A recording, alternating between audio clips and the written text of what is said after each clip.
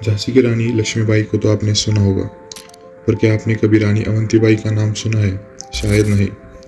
एक रानी जिसने अंग्रेजों के खिलाफ न सिर्फ विद्रोह किया बल्कि तलवार लेकर रणभूमि में उतर गई। एक ऐसी क्रांति की चिंगारी जिसे इतिहास की किताबों ने लगभग भुला दिया। आज हम जानेंगे उस रानी की कहानी जिसने कहा था जंजीरों में जीना मंजूर नहीं।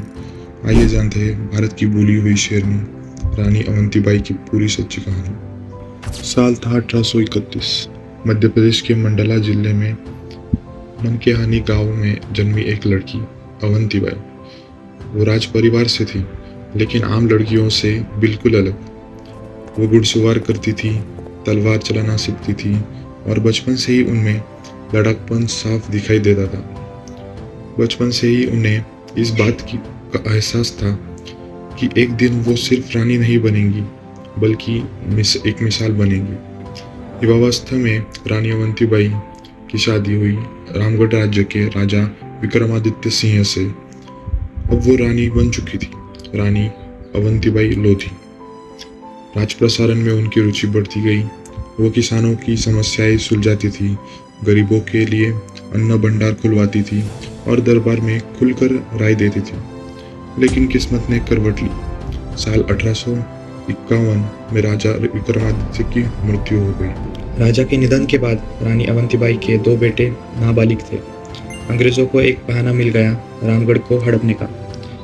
उन्होंने लागू किया डॉक्ट्रिन ऑफ लैप्स, यानी अगर राज्य का उत्तराधिकारी नाबालिग है या नहीं है तो राज्य कंपनी के अधिकार में आ जाएगा। पर रानी अवंतीबाई झुकने वालों में से नहीं थी। उन्होंने अंग्रेज अफसरों को दरबार से बाहर निकाल दिया और साफ कहा रामगढ़ पर केवल रामगढ़ का अधिकार रहेगा। 1857 में जब उत्तर भारत में स्वतंत्रता संग्राम शुरू हुआ तो अवंतीबाई ने उसे और तेज कर दिया। उन्होंने 4000 सैनिकों की सेना खड़ी की, आसपास के राज्यों को जोड़ा जैसे कि शाहगढ़, गोद्दार, बिचिया।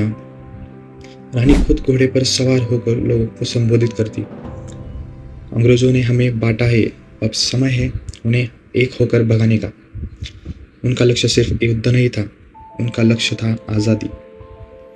1858 में ब्रिटिश सेना के रामगढ़ पर हमला किया। रानी अवंतीबाई खुद सेनापति बनकर युद्ध में उतरी। एक हाथ में ढाल, एक में तलवार और आंखों में केवल एक ज्वाला।